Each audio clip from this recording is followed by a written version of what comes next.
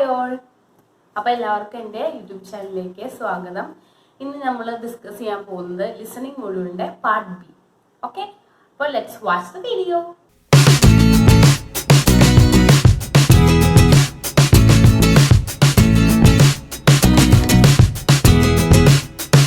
Okay, അപ്പോൾ നമുക്ക് part B എന്ന് പറയുമ്പോൾ ടോട്ടൽ നമുക്ക് 6 ക്വസ്റ്റ്യൻസ് ആണുള്ളത്. അപ്പം പാർട്ട് എയിൽ നമ്മൾ 24 ക്വസ്റ്റ്യൻസ് വരെ എഴുതിയിട്ടിരിക്കുകയാണ് അല്ലേ. പാർട്ട് എയിലെ 24 ക്വസ്റ്റ്യൻസ് ആണ്. 1 to 24 ക്വസ്റ്റ്യൻസ് പാർട്ട് എയിലാണെന്ന് ഞാൻ ഓൾറെഡി പാർട്ട് എയുടെ വീഡിയോയിൽ പറഞ്ഞിരുന്നു. അപ്പോൾ ഇവിടെ നമുക്ക് 25 തൊട്ടാണ്, അതായത് കണ്ടിന്യൂസ് നമ്പറിംഗ് ആണ് ക്വസ്റ്റ്യൻസിന് ഇവിടെ ടോട്ടലി വരുന്നത്. അപ്പോൾ ഇവിടെ പാർട്ട് ബിയിലെ 6 ക്വസ്റ്റ്യൻസ് ആണുള്ളത്, 25 to 30. ഓക്കെ, ഇവിടെ ശ്രദ്ധിക്കേണ്ടത് ഡിഫറെൻറ്റ് സിനാരിയോസ് എന്നുള്ള ഓഡിയോസ് ആയിരിക്കും നമ്മൾ കേൾക്കുന്നത്. അതായത് ഇപ്പം എന്താ പറയുക, ഒരു സെറ്റിങ് ഡിഫറെൻറ്റ് സെറ്റിങ്ങിൽ അല്ലെങ്കിൽ ഡിഫറെൻറ്റ് സിനാരിയോയിലുള്ള ഒരു കോൺവെർസേഷൻ ആയിരിക്കും നമ്മൾ കേൾക്കുന്നത്. ഒരു കോൺവെർസേഷൻ എന്ന് പറയുമ്പോൾ അത് ഒരു ഹെൽത്ത് കെയർ പ്രൊഫഷണലും ഒരു പേഷ്യൻറ്റും തമ്മിലാവാം, അല്ലെങ്കിൽ 2 ഡോക്ടേഴ്സ് തമ്മിൽ, അല്ലെങ്കിൽ 2 നേഴ്സസ് തമ്മിൽ, ഒരു ഡോക്ടറും നേഴ്സും തമ്മിൽ, അല്ലെങ്കിൽ ഒരു നേഴ്സും നേഴ്സിംഗ് സ്റ്റുഡൻറ്റും തമ്മിൽ. അങ്ങനെ ആ ഒരു സെറ്റിങ്ങിൽ, ഹോസ്പിറ്റൽ സെറ്റിങ്ങിലുള്ള ആരെങ്കിലും 2 പേര് തമ്മിലുള്ള ഒരു കോൺവെർസേഷൻ ആയിരിക്കും ഉള്ളത്.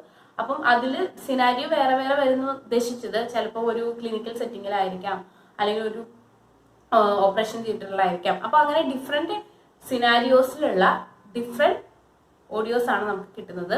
അതായത് 6 ക്വസ്റ്റ്യനും ഡിഫറെൻറ്റ് ഓഡിയോസ് ആണ് നമുക്ക് കിട്ടുന്നത്. അപ്പം ആദ്യത്തെ ഓഡിയോ പ്ലേ ചെയ്ത് 25ന്റെ ആൻസർ നമ്മൾ കണ്ടുപിടിച്ചു. അങ്ങനെ ഓരോന്നിനും നെക്സ്റ്റ് ഓഡിയോ പ്ലേ ചെയ്യും. അങ്ങനെയാണ് നമുക്ക് 25 to 30 ക്വസ്റ്റ്യൻസും വരുന്നത്. അപ്പൊ ഇവിടെയും നമ്മൾ യൂസ് ചെയ്യേണ്ടത് എന്താണെന്ന് വെച്ച് കഴിഞ്ഞാൽ, നമുക്ക് ഓരോ ക്വസ്റ്റിന് മുന്നേ നമുക്ക് ഏകദേശം ഒരു 30 സെക്കൻഡ്സോളം നമുക്ക് ക്വസ്റ്റ്യൻ വായിക്കാനും അതിന്റെ ഓപ്ഷൻ, ഇവിടെ ഓപ്ഷൻ എന്ന് പറയുന്നത് മൾട്ടിപ്പിൾ ചോയ്സ് ആണ്. എല്ലാ ക്വസ്റ്റിനും 25 to 30 ക്വസ്റ്റിനും നമുക്ക് 3 ഓപ്ഷൻസ് ആണുള്ളത്, A B C. Same like നമ്മുടെ റീഡിങ്ങിന്റെ പാർട്ട് ബി പോലെ തന്നെ.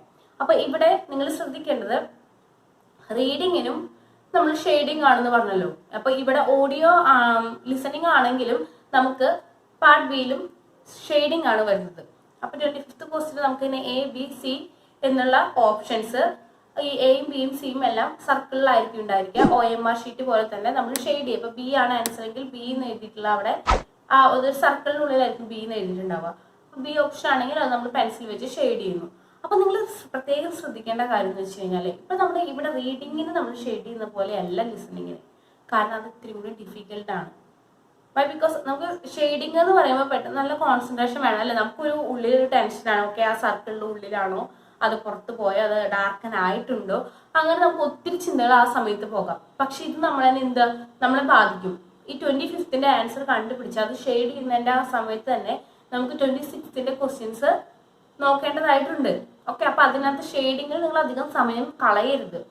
നിങ്ങൾ ഒരു ആൻസർ കണ്ടെത്തിയെങ്കിൽ അത് അപ്പം തന്നെ, അല്ലെങ്കിൽ ആൻസർ കിട്ടി, അത് എത്രയും സ്പീഡിൽ നമ്മൾ ഷെയ്ഡ് ചെയ്ത് പഠിക്കണം. അപ്പോൾ മോസ്റ്റ് പ്രോബ്ലി എല്ലാ കുട്ടികൾക്കും വരുന്ന ഒരു പ്രോബ്ലം, അതിൽ മെയിനായിട്ട് ഞാൻ ഫേസ് ചെയ്തൊരു പ്രോബ്ലമാണ്. ആദ്യമായിട്ട് ലിസണിങ്ങിന്റെ എക്സാമിന് പോകുമ്പോൾ നമുക്ക് അറിയത്തില്ല അല്ലേ.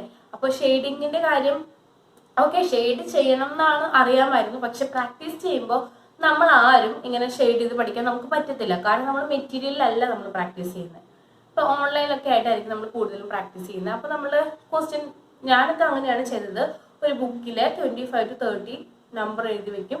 ഇപ്പൊ ബി ഓപ്ഷൻ ആണെങ്കിൽ ബി എന്ന് ജസ്റ്റ് എഴുതും. ഓക്കെ, അങ്ങനെ ആൽഫബറ്റ് ആണ് എഴുതി പ്രാക്ടീസ് ചെയ്തത്. അപ്പൊ അത് ശരിക്കും നമുക്ക് പ്രാക്ടിക്കലി എക്സാം ലെവലിലേക്ക് വരുമ്പോൾ അത് വളരെ ഡിഫിക്കൽട്ട് ആയിട്ടാണ് എനിക്ക് അന്ന് ഫീൽ ചെയ്തത്.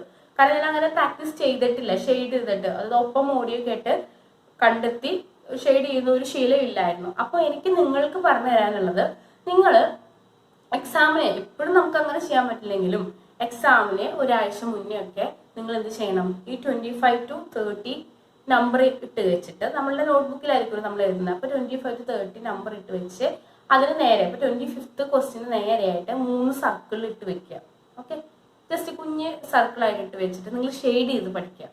അപ്പോൾ നമുക്ക് ആ പ്രാക്ടീസ് വരും. എക്സാമിന് 2 വീക്ക് മുന്നേ ഒക്കെ ആയിട്ട് അത് ചെയ്ത് നോക്കുകയാണെങ്കിൽ അത് എക്സാമിന് വളരെ ഈസി ആയിരിക്കും കേട്ടോ. അത് ഞാൻ എന്താ പറയുക, അങ്ങനെ പ്രാക്ടീസ് ചെയ്തിട്ട് കുട്ടികൾ അങ്ങനെ പറഞ്ഞിട്ടുണ്ട്, നല്ലൊരു ഫീഡ്ബാക്ക് കിട്ടിയിട്ടുണ്ട്. അങ്ങനെ ചെയ്യുമ്പം ആ ഒരു ടെൻഷൻ ഫ്രീ ആവും. ആ സമയത്ത് പെട്ടെന്ന് പോയി ഷെയ്ഡ് ചെയ്തതിനേക്കാളും നമുക്ക് പ്രാക്ടീസ് കിട്ടിയല്ലോ. അതാണ് ഒരു കാര്യം.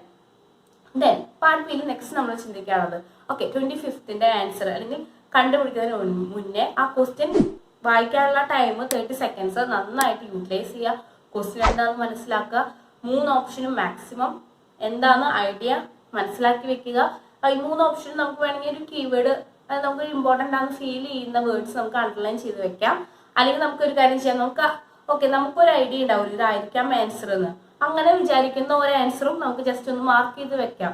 ഓക്കെ, അതിനൊന്നും ഒരു കുഴപ്പമില്ല കേട്ടോ. ഇപ്പം ഓഡിയോ കേൾക്കുന്നതിനൊപ്പം തന്നെ മാർക്ക് ചെയ്യുന്നതിനൊന്നും ഒരു പ്രോബ്ലം ഇല്ല.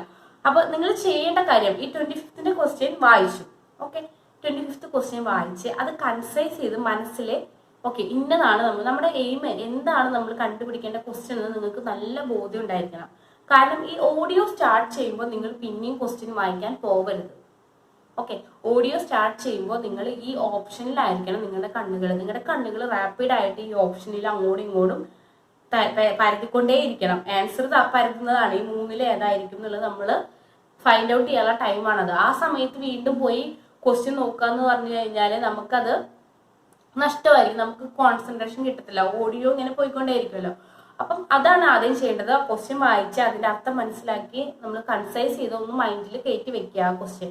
ദെൻ ഓഡിയോ പ്ലേ ആവുന്നു. ഓഡിയോ പ്ലേ ആകുമ്പോൾ നമ്മൾ എന്ത് ചെയ്യണം, ആ ഓഡിയോയില് നമ്മൾ കീവേഡ് ഓൾറെഡി അണ്ടർലൈൻ ചെയ്ത് വെച്ചിട്ടുണ്ടല്ലോ, അതിൽ ഏതെങ്കിലും ഒരു കീവേഡ് പെട്ടെന്ന് വരുമ്പോൾ നമുക്ക് പെട്ടെന്ന് അത് ക്യാച്ച് ചെയ്യാൻ പറ്റും, നമ്മൾ അണ്ടർലൈൻ ചെയ്ത് വെച്ചിട്ടുണ്ടെങ്കിൽ. അപ്പോൾ ഓക്കെ അതാണോ, അപ്പൊ നിങ്ങൾ ഉദ്ദേശിച്ച ഒരു ആൻസർ അല്ല എങ്കിൽ നിങ്ങൾ അവിടെ ജസ്റ്റ് ലെഫ്റ്റിലാണ് നമുക്ക് ഷെയ്ഡിങ് വരുന്നത്. അതുകൊണ്ട് റൈറ്റ് സൈഡിൽ നമുക്ക് ഇൻറ്റുവോ ടിക്കോ എന്ത് വേണമെങ്കിലും നിങ്ങൾക്ക് ഇടാം. അപ്പൊ ഇതല്ല എന്ന് തോന്നുകയാണെങ്കിൽ അല്ല, അവിടെ ജസ്റ്റ് ഒന്ന് ഇൻറ്റു മാർക്ക് ഇട്ട് വെക്കുക. അങ്ങനെ നമുക്ക് എലിമിനേറ്റ് ചെയ്ത് ലാസ്റ്റ് സെലക്ട് ചെയ്ത് ഷെയ്ഡ് ചെയ്തിട്ട് നിങ്ങൾക്ക് ഒരു ആൻസർ കിട്ടുമ്പോൾ അത് എത്രയും പെട്ടെന്ന് ഷെയ്ഡ് ചെയ്യാൻ ട്രൈ ചെയ്യുക. അപ്പൊ തന്നെ നമ്മൾ 26ലേക്ക് പോകണം.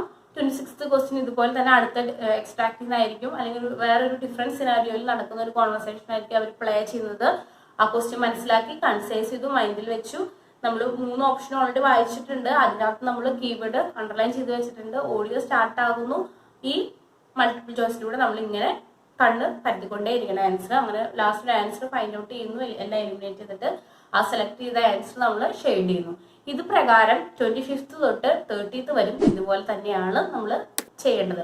അപ്പോൾ ആ ഒരു ഷെയ്ഡിങ്ങിന്റെ പ്രാക്ടീസ് കിട്ടാനാണ് ഞാൻ പറഞ്ഞത്. അതാണ് നമുക്ക് ബി പാർട്ടിൽ ഇത്രയും കൂടി, അതായത് പ്രാക്ടീസിന് ഈസി ആയിട്ട് ഫീൽ ചെയ്യുന്നത് എനിക്ക്. അതായത് 2 വീക്ക് ബിഫോർ ആയിട്ടെങ്കിലും നിങ്ങൾ ഇങ്ങനെ ഓരോ ക്വസ്റ്റിനും നേരെയായിട്ട് ഈ 25th to 30 അങ്ങനെ ചെയ്ത് നോക്കും നിങ്ങൾ. അപ്പം 25th തൊട്ട് 30 വരെയുള്ളതിൽ നമ്മൾ നേരെ 3 സർക്കിള് ഇങ്ങനെ വരച്ച് കാണിക്കുക, അല്ലെങ്കിൽ വരച്ച് വെക്കുക ഓൾറെഡി. എന്നിട്ട് നമ്മൾ ഷെയ്ഡ് ചെയ്യുക. ഓക്കെ, ബി ആണെങ്കിൽ 2nd സർക്കിളിൽ ഷെയ്ഡ് ചെയ്തു, സി ആണ് ആൻസറെങ്കിൽ 3rd സർക്കിളിൽ ഷെയ്ഡ് ചെയ്തു. അങ്ങനെ നമുക്ക് ചെയ്ത് പ്രാക്ടീസ് ചെയ്യാൻ പറ്റുന്ന ഒരു മെത്തേഡാണ് ഞാൻ പറഞ്ഞത്. അപ്പോൾ ഇങ്ങനെയാണ് നമുക്ക് പാർട്ട് ബി. പാർട്ട് ബിയിൽ ഔട്ട് ഓഫ് 6 ക്വസ്റ്റ്യൻസിൽ ഒരു മിനിമം 3 എണ്ണമെങ്കിലും നമ്മൾ ട്രൈ ചെയ്യുക ക്ലിയർ ചെയ്യാൻ വേണ്ടിയിട്ട്. 6 out of 6 കിട്ടാൻ ആക്ച്വലി ഈസിയാണ്. നിങ്ങൾ പ്രാക്ടീസ് ചെയ്യുകയാണെങ്കിൽ വളരെ ഈസിയാണ്. ടൈം പോസുകളെല്ലാം കറക്റ്റായിട്ട് നിങ്ങൾ മനസ്സിലാക്കുകയാണെങ്കിൽ അത് വളരെ നല്ല കാര്യമാണ് കേട്ടോ. പിന്നെ സ്റ്റിക്ക് ഓൺ ചെയ്യാതിരിക്കുക. ഒരു ക്വസ്റ്റ്യൻ ഇപ്പോൾ പെട്ടെന്ന് നിങ്ങൾക്ക് 25th ആൻസർ കിട്ടിയില്ല, ഓക്കെ, പക്ഷെ നമ്മുടെ ഓഡിയോ എന്താണ് 26 സ്റ്റാർട്ട് ചെയ്തു. അങ്ങനെയൊക്കെ ആണെങ്കിൽ നിങ്ങൾ അത് ജസ്റ്റ് സ്കിപ്പ് ചെയ്തേക്കുക, അല്ലെങ്കിൽ നിങ്ങളൊന്ന് ഗസ് ചെയ്ത് എഴുതി വെക്കുക. അല്ലാതെ വീണ്ടും 25th ക്വസ്റ്റ്യൻ മനസ്സിലിരുന്ന് കഴിഞ്ഞാൽ 26th ആൻസർ നമ്മളുടെ കയ്യിൽ നിന്ന് പോകും. അപ്പൊ അങ്ങനെ ശ്രദ്ധിക്കുക. അങ്ങനെ ഇതാണ് പാർട്ട് ബി എന്ന് പറയുന്നത്. 25 to 30 ക്വസ്റ്റ്യൻസ് മൾട്ടിപ്പിൾ ചോയ്സ് ആയിട്ട് ABC എന്ന് പറഞ്ഞിട്ട് 3 ഓപ്ഷൻസ് തരും. അപ്പോൾ ഇത്രയും ടിപ്സ് യൂസ് ചെയ്യുകയാണെങ്കിൽ നിങ്ങൾക്ക് ഈസി ആയിട്ട് പാർട്ട് ബി നമുക്ക് കംപ്ലീറ്റ് ചെയ്യാവുന്നതാണ്. എല്ലാവർക്കും പാർട്ട് ബി മനസ്സിലായെന്ന് കരുതുന്നു. ടിപ്സ് ഒക്കെ ഒന്ന് പ്രാക്ടീസ് ചെയ്തിട്ട് കമന്റ് ബോക്സിൽ ഇടണം കേട്ടോ എങ്ങനെയുണ്ടെന്നെല്ലാം.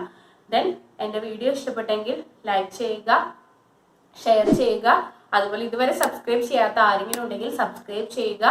അപ്പോൾ അടുത്ത വീഡിയോയിൽ നമുക്ക് കാണും വരയ്ക്കും. Bye bye.